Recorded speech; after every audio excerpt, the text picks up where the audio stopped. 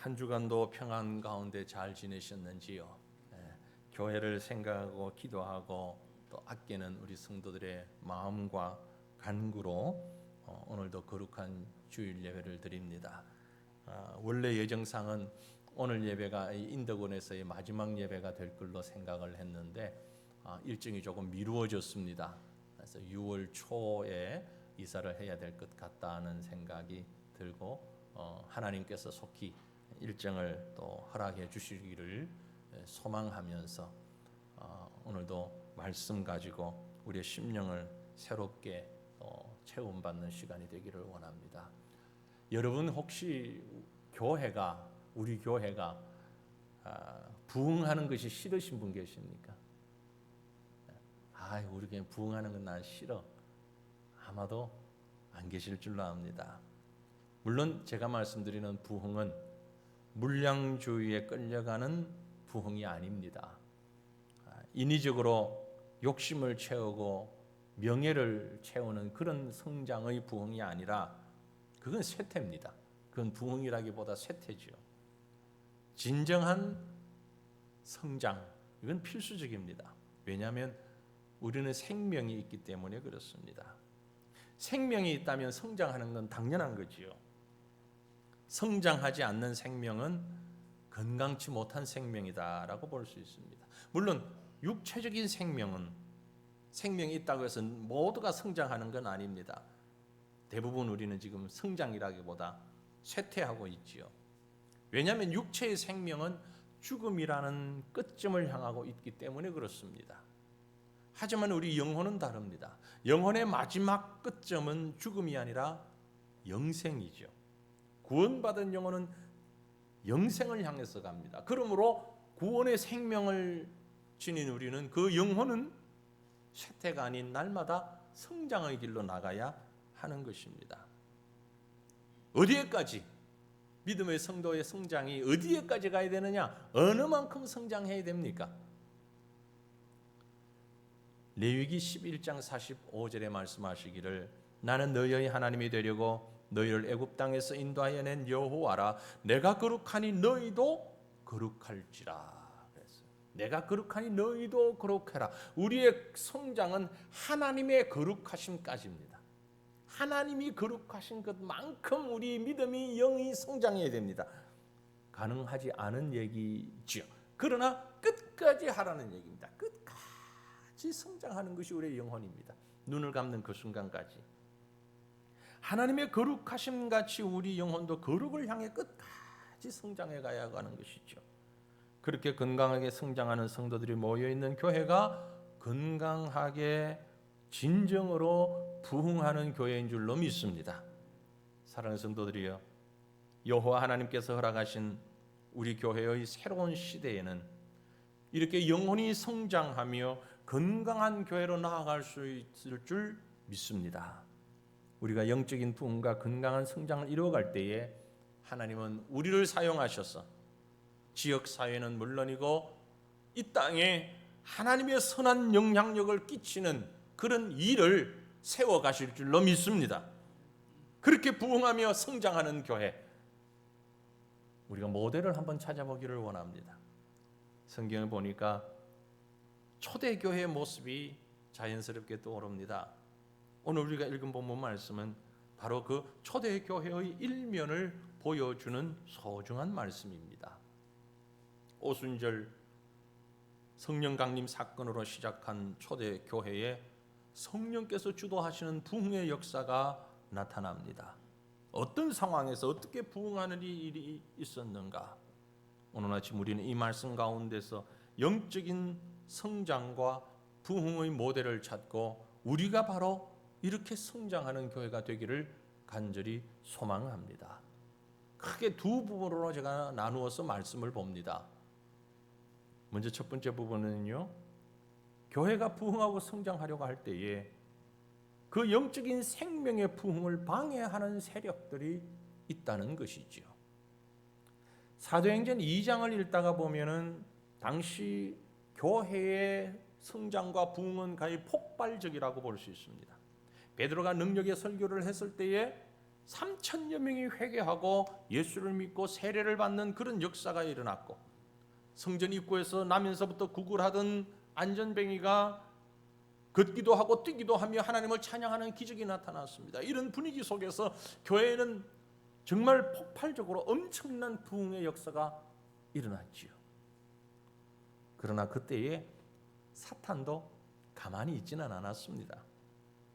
어떤 모양으로든 어떤 모양이든 교회가 생명이 꿈틀거리는 역사가 일어날 때에 사탄은 가만히 있지 않습니다. 생명의 진리를 함께 기뻐하고 은혜로 그 말씀을 받고 영혼이 성장만 하면 얼마나 좋겠습니까? 많은 그러한 부흥을 극도로 싫어하는 세력들이 이 땅에는 항상 존재합니다. 예전에도 그랬고 지금도 그렇습니다.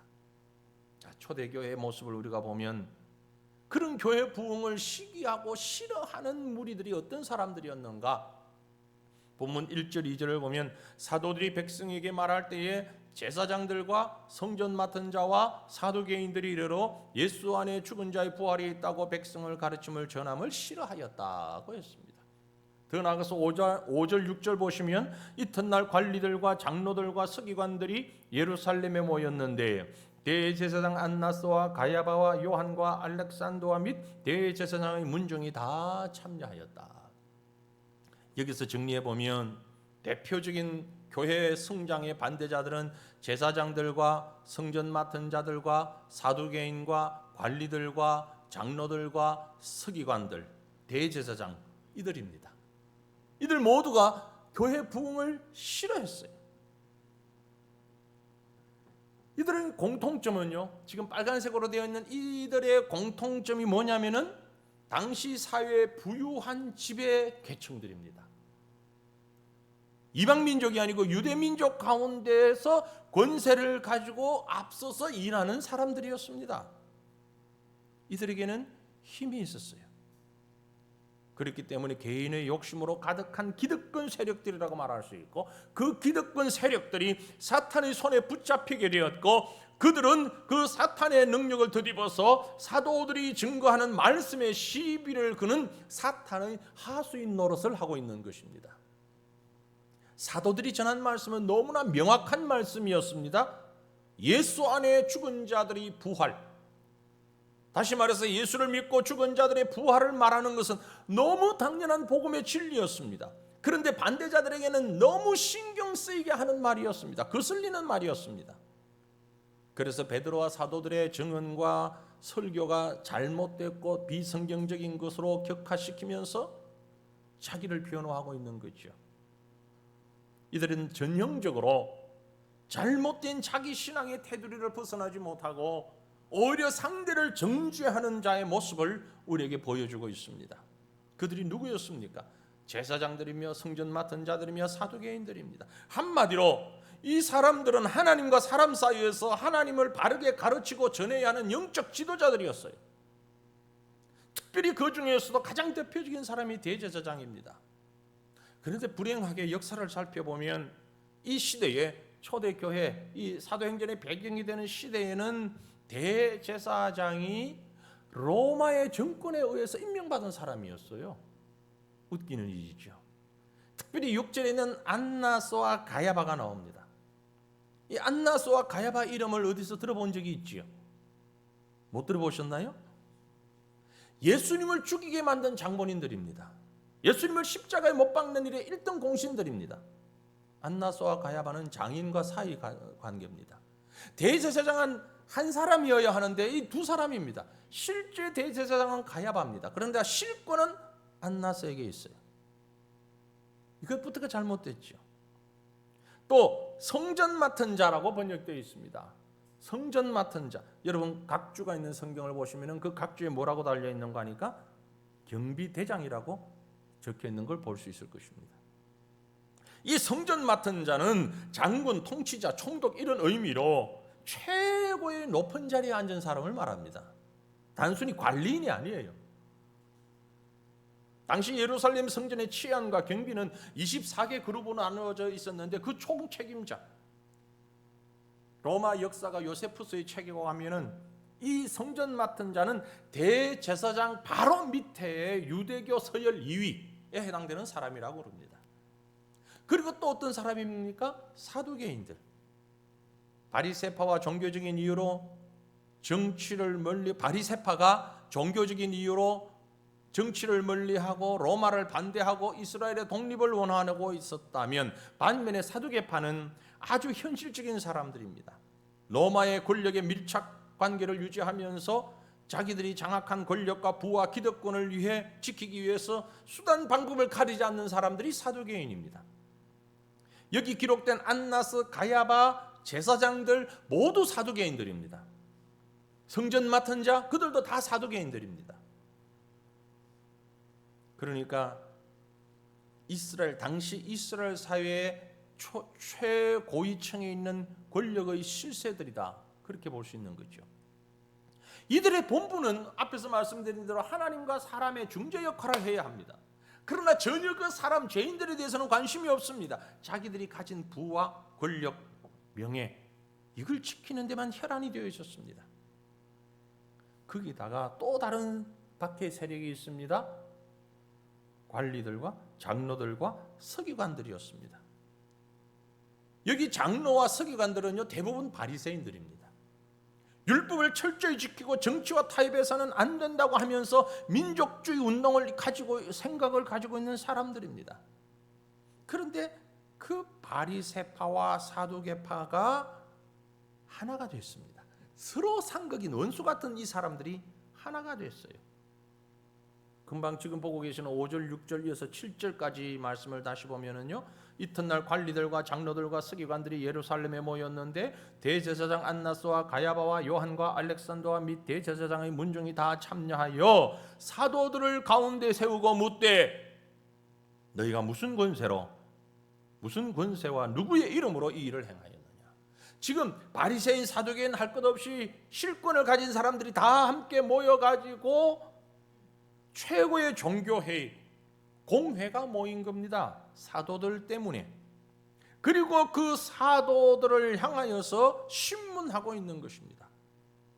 예수님을 죽이는 데에 평소에 원수가 되었던 헤롯과 빌라도가 하나가 되고 바리새인과 사두개파가 하나가 되었던 것처럼, 지금 사도들의 그 설교를 막기 위해서, 교회의 부흥을 막기 위해서 이들이 다시 하나로 뭉쳤습니다. 이들은 이미 지금 일어나고 있는 상황과 많은 사람들이 사도들의 설교를 듣고 마음이 움직이고 있다는 것도 알고 있습니다. 그들의 머릿속엔 무엇이 있었겠습니까? 그 나사렛 예수 죽이고 나면 끝이라고 생각했는데 이제 그 제자들이 나와서 더 야단을 피우네, 더 큰 영향력을 예루살렘에 지금 끼치고 있으니 어떻게 하면 좋으냐? 충격 가운데 모인 것입니다. 비상대책 회의가 모였던 거죠. 왜요? 왜 이들이 모였을까요? 한마디로 그들은 시기심과 두려움이 쌓여 있었습니다. 사도들이 큰 기적을 행하며 사람들이 구름대같이 사도들 주변에 모이는 게 너무너무 거슬리는 거죠. 게다가 베드로가 말씀을 가르치는데 백성들이 그 말씀에 귀를 기울이고 있다는 것도 상당히 부담스러웠습니다. 왜요? 자신들의 자리가 위태롭잖아요. 아니, 하나님이 기적을 행하시려면 당연히 우리를 통해서 행하셔야지. 우리가 누군데? 우리가 지도자인데, 내가 제사장인데, 내가 서기관인데, 내가 관리고 내가 지도자인데 하나님이 역사를 행하시려면 그러는 거 아니지. 하나님도 나를 통해서 하셔야지. 왜 저들을 통해서 해? 마음에는 지금 그 마음이 있는 거예요. 내가 누군데? 믿어도 안 믿어도 우리를 통해서 뭐가 돼야지. 그래서 그들이 사도들에게 묻는 질문이 뭡니까? 너희가 무슨 권세와 누구 이름으로 이 일을 행하였느냐? 이 질문이 바로 그들의 마음을 표현하고 있는 거예요. 너희가 무슨 권세와 누구 이름으로 이 일을 행하였느냐? 다른 말로 하면, 여긴 우리 구역이야. 까불지 마. 내 나발이야. 너희들 누구 허락받고 여기서 이러고 있어? 뒷배가 누구야? 바로 그런 말이에요. 딱 조폭 수준의 말입니다. 누가? 대제사장과 서기관들이. 왜 그랬을까요? 이들이 왜 이렇게 나올까요? 바로 사탄의 힘입니다. 여러분 기억하십시오. 사탄은요 늘 익숙한 사람들을 이용해서 공작을 핍니다. 사탄이 빨간 망토 입고 삼지창 들고 뿔 달고 늘 나타나는 게 아니라는 거죠. 사탄은 어떻게 나타납니까? 교회 안에서 직분자들을 통하여서 늘 익숙한 우리의 공동체의 모습 가운데에 세상적인 생각을 집어넣고 인간적인 욕심을 집어넣어서 우리와 함께 있는 곳에서 나타난다는 겁니다. 에이, 나는 믿음의 사람이니까 사탄에게 이용을 당할 걱정 없어 라고 생각하지 마십시오. 여러분, 지금 이 고난을 당하고 있는 베드로도 복음서에 보면 사탄에게 놀아난 적이 있습니다. 놀아났다는 얘기는 좀 과한 우리의 표현이긴 합니다만은 이해를 돕기 위해서. 언젠가 예수님 앞에 베드로가 한마디 했을 때 예수님 뭐라고 한 적이 있어요? 사탄아, 내 뒤로 물러가라 그랬잖아요. 그 순간은 베드로가 사탄의 영향력 아래 있었던 순간이에요. 베드로라 할지라도, 그가 누구라 할지라도, 목회자, 교회 지도자, 직분자, 오랜 성도 누구라 할지라도 사탄의 손에 노출될 가능성이 있다는 것입니다. 주로 어떤 사람이 그렇게 이용당할까요? 가만히 보면 사탄은요 벌레하고 비슷해요. 사탄이 잘 이용하는 사람들의 특징이 있습니다. 벌레는요 깨끗한 곳엔 잘 없어요. 어떤 곳에 있습니까? 청소 잘하는 데는 벌레 잘 없습니다. 청소 잘 안 해가지고 거미줄이 쳐져 있다든지 더럽다든지 습하다든지 지저분하면 그곳에 벌레가 일기 마련이에요. 우리 심령도 우리 마음도 똑같습니다. 항상 하나님 바라보고 기도와 말씀으로 살아가는 사람에게는 사탄이 꽤 꼬이질 않아요. 그런데 늘 시기와 질투와 미움과 음란과 욕심과 교만과 폭력이 있는 사람은 사탄이 아주 틈타기 좋아하는 배경이 되는 것이죠. 바로 오늘 성경에 있는 이런 사람들처럼 자기 자리 지키는데 급급하고 스스로 성경 지식 자랑하고 교만하게 나오는 유대 종교 지도자들의 마음은 사탄이 틈타서 조종하고 자기 마음대로 움직이기에 너무너무 안성맞춤인 배경이 되는 거예요. 사탄의 놀이터가 되는 겁니다. 종교 지도자라고 하면서 살아계신 하나님의 역사를 대적하고 있는 하나님의 사람이라고, 하나님의 일꾼이라고, 하나님의 종이라고 하면서 권력과 돈에 대한 욕심을 가지고 있는 자들, 사탄이 이용하기에 너무너무 좋은 거예요. 사랑하는 성도들이요, 우리 교회가 부흥하기를 원하십니까? 사탄이 누구를 사용하는가를 먼저 아셔야 됩니다. 그리고 우리 중에 누구도 그런 사탄의 놀잇감이 되지 않기를 주님 이름으로 축원합니다. 누구도 예외될 수 없습니다. 특별히 직분 맡은 여러분들이요, 특별히 하나님 앞에 헌신하고 충성하고 앞서서 일하는 여러분들이요, 조심하십시다. 큰 소리 치지 마십시다. 사탄에게 쓰임 받지 않기를 원합니다. 그러기 위해서는 다른 길 없습니다. 매일매일 겸손하며 기도하며 말씀으로 자기를 정결하게 하는 수밖에 없습니다. 열심히 청소해야 됩니다. 어디를? 우리 심령을. 남의 얘기가 아닙니다. 한순간이라도 방심하게 되면 내가 바로 그렇게 되는 것이에요. 오랫동안 예수 믿고 신앙생활을 해온다 할지라도 한순간 방심하면 마귀는 바로 그 틈을 타고 들어오게 되어 있는 것입니다. 그러므로 어느 때보다 더 많이 기도하고 말씀 묵상하고 하나님 앞에 나아가야 되는 것입니다. 귀찮은데 그걸 뭐해, 다 아는데, 그런 수준이 아니라는 거죠. 정결하게 우리를 가꾸지 않으면, 정결하게 우리 마음밭을 가꾸지 않으면 사탄에게 틈을 주게 되는 겁니다. 날마다 우리를 청소하고 깨끗하게 정결하게 하나님 앞에 세워가는 저와 여러분이 될 수 있기를 간절히 바랍니다. 다시 본문으로 들어갑니다. 이렇게 부흥을 방해하는 세력이 있는가 하면 영적인 부흥을 이끄는 사람들이 있습니다. 복음을 방해하는 악한 세력의 힘은 여러분 겉으로 보기는 대단한 것 같지만 사실은 무한하지 않습니다. 그들이 할 수 있는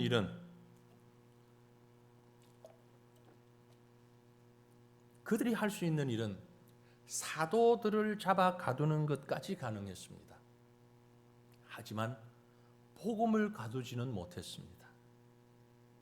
우선 보기엔 사탄의 힘이 대단한 것처럼 보이죠. 근본적인 문제까지는 그러나 마술을 뻗칠 수가 없는 것입니다. 하나님이 하시는 일은요, 사탄이 아니라 그 누구도 방해할 수 없는 것이죠. 그러므로 두려워하지 마시기를 바랍니다. 생명 부흥의 역사는 하나님의 성령이 하신 일입니다. 초대교회의 폭발적인 부흥의 역사를 보면 핍박도 복음의 부흥을 막아서질 못했습니다. 본문 4장에 보면 기록적인 사건이 있습니다. 개종하는 사람의 숫자가 남자만 5,000명. 이게 하루에 5,000명인지 베드로가 잡히기 전까지 며칠 합한 숫자가 5,000명인지는 정확히 알 수 없으나 이랬든 저랬든 엄청난 숫자입니다. 5,000명씩, 남자만 5,000명이니까 여자 합하면 곱하기 2만 해도 10,000명이에요. 그죠? 개종하고 세례받고 하나님의 사람이 되는 능력이, 역사가 뿐만이 아닙니다. 베드로는 이전의 베드로가 아니었습니다. 부흥의 역사를 선도해가는 사람 중에 가장 앞선 사람이었습니다. 어떻게 이럴 수가 있죠? 본문 8절에 보면 이에 베드로가 성령이 충만하여 이르되 백성의 관리들과 장로들아. 여러분, 여기 용기 넘치는 베드로를 보십시오. 언제 이 사람이 작은 계집종 앞에서 예수님을 3번이나 부인했던 사람으로 연기를 되십니까? 전혀 그렇지 않죠. 용기 넘치는 베드로입니다. 이런 고백과 용기는 어디서 왔느냐? 성령이 충만하여 라고 성경이 기록하고 있습니다. 졸지에 체포되어 감옥에 갇혀 있다가 산헤드린 공회 앞에 서게 된 베드로 요한, 분명히 생각했을 것입니다. 바로 그 자리에 서서 십자가 사건 당시에 예수님 버리고 도망가고 예수님을 부인했던 자기의 모습을 생각하면서, 아, 우리가 이렇게 도망갈 때 주님은 지금 이 모습처럼 억울하게 재판당하고 자존심 상하고 엄청난 고난을 당하셨겠구나. 회개하면서 감격하면서, 주님, 그런데 지금 이 자리에 주님 대신 제가 섰습니다. 감사합니다. 그런 고백의 기도를 드리지 않았을까 생각합니다. 보통의 사람이라면 위축되고 급에 질릴 수밖에 없는 상황입니다. 그러나 베드로는 이전에 도망갔던 부인했던 그런 베드로가 아닙니다. 오순절 성령 강림 사건으로 성령 충만하여 변화된 사람입니다. 성령의 사람입니다. 성령이 충만한 사람이었습니다.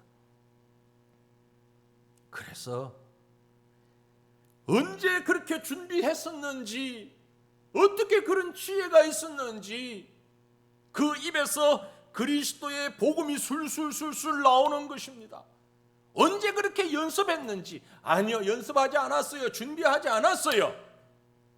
아마 그 순간 베드로의 머릿속에 싹 스치는 말씀이 있었을 것입니다. 예전에 예수님 계실 때 말이에요. 주님이 제자들에게 하신 말씀이 있잖아요.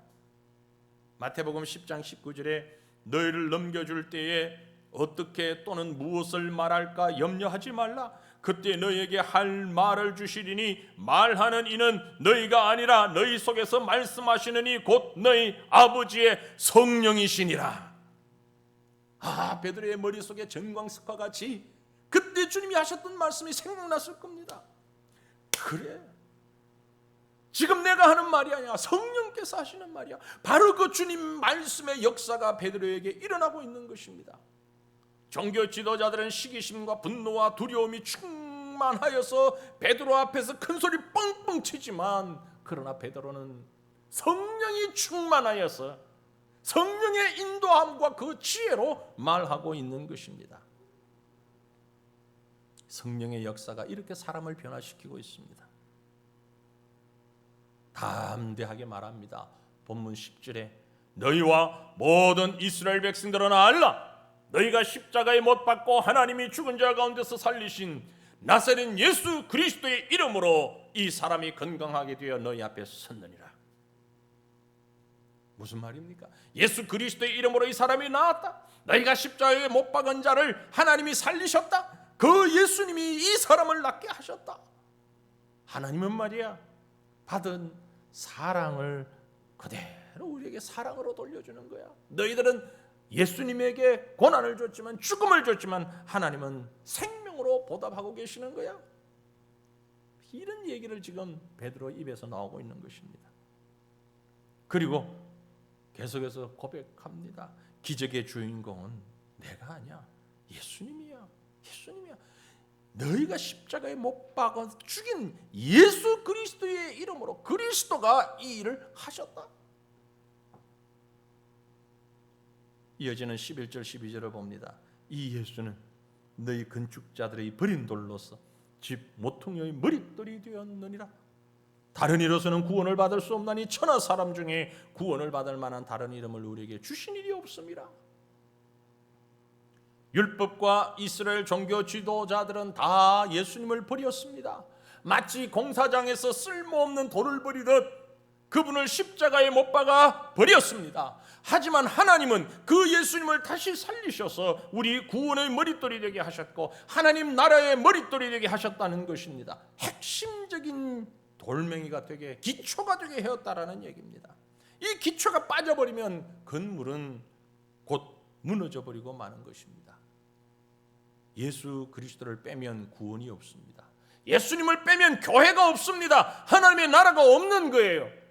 어떻게 교회가 이렇게 폭발적인 성장을 하고 부흥의 역사가 일어났느냐? 바로 복음이 그 핵심에 있었기 때문이에요.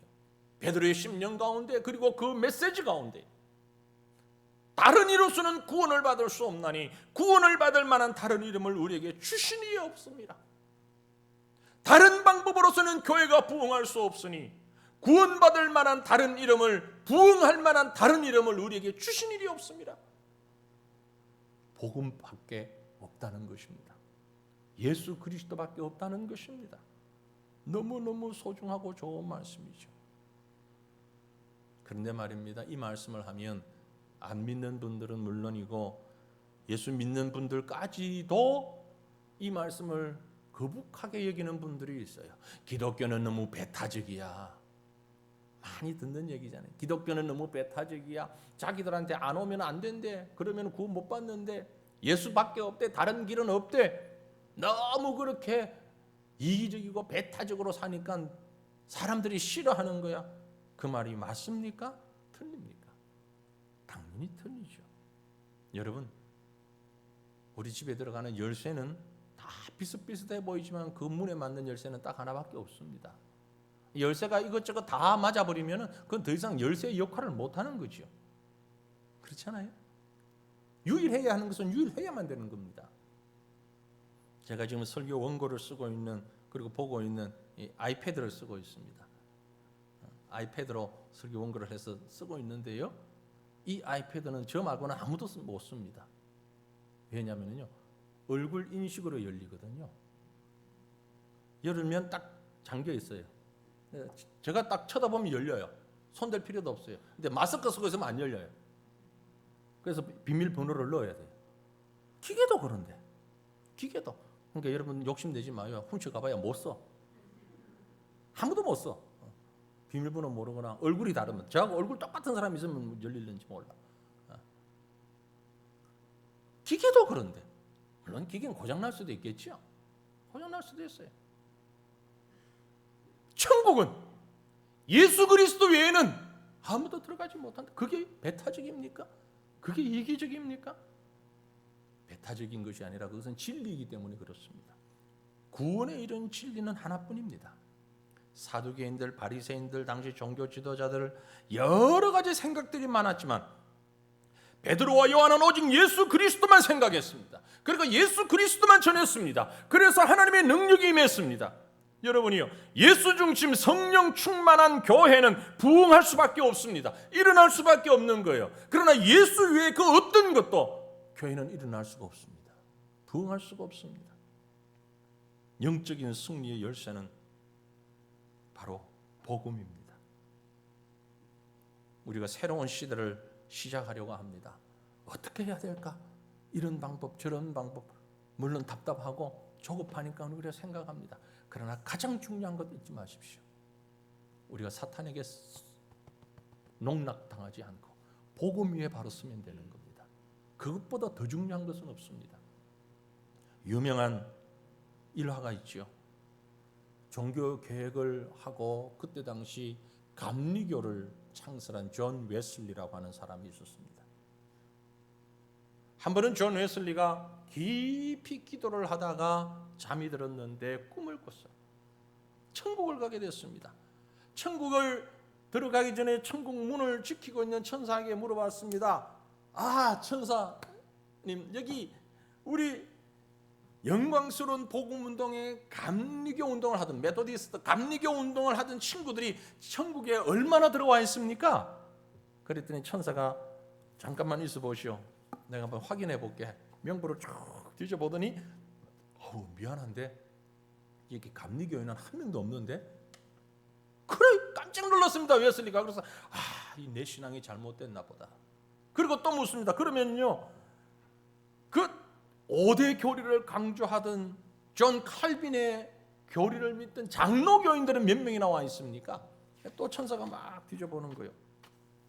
장로교인도 한 명도 없는데? 그래요? 와, 우리가 종교의 개혁을 잘못했구나. 말로만 종교 개혁한다 그랬지 이게 잘못된 것이라. 그러면 종교 개혁 반대했던 그 천주교인들은 몇 명이 나와 있습니까? 또 천사가 막 뒤져보더니 천주교인도 한 명도 없어. 웨슬리가 묻습니다. 그러면 도대체 누가 천국에 와 있단 말입니까? 천사가 대답하기를 천국에는 장로교인도 감리교인도 아니고 천주교도 아니고 오직 예수 그리스도를 자신의 구주와 주님으로 영접한 사람, 성령으로 거듭난 그리스도인들만 들어와 있습니다. 여러분 믿습니까? 네. 세상적인 어떤 기준이 우리를 구원에 이르게 할 수 없습니다. 보수적인 신앙, 자유주의고 진보적인 신앙, 철학적인 신앙, 합리적이고 이성적인 신앙 같은 것도 아닙니다. 예수 그리스도 신앙입니다.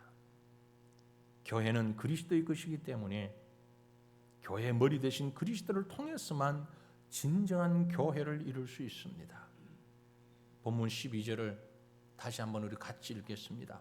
다른 이로서는 구원을 받을 수 없나니 천하 사람 중에 구원을 받을 만한 다른 이름을 우리에게 주신 일이 없음이라 하였더라. 아멘. 예수의 이름으로 구원을 얻은 사실을 확신하고 감격하며 감사하시기를 바랍니다. 이것이 바로 부흥하는 교회, 영적으로 건강한 교회, 성장하는 교회의 가장 기본적인 뿌리며 원리고 기초가 되는 것입니다. 사랑하는 성도들이여, 하나님이 우리 교회에 허락하신 새로운 시간들, 이제 우리가 마치 초침을 바라보듯 바로 직전에 서서 준비하고 있습니다. 주님은 우리에게 잘 준비되어지기를 원하십니다. 하나님께서 우리에게 새로운 시대를 열어주시는 것은 우리 새과천교회가 저와 여러분이 성장하는 교회, 부흥하는 교회 되기를 원하십니다. 어떻게? 예수 그리스도의 이름에 충실하며 복음에 충실한 그런 교회, 이 복음으로 영혼을 구원하기 위하여서 수고하는 교회, 바로 저와 여러분이 준비하고 걸어가야 할 새 시대의 모습인 것입니다. 성령 충만하여서 오직 예수 그리스도의 이름을 담대히 전하는, 그래서 영혼을 구원하는 교회로 힘있게 성장해가는, 건강으로 성장해가는 우리 교회, 저와 여러분 되시기를 주님의 이름으로 축원합니다. 우리 함께 기도하겠습니다.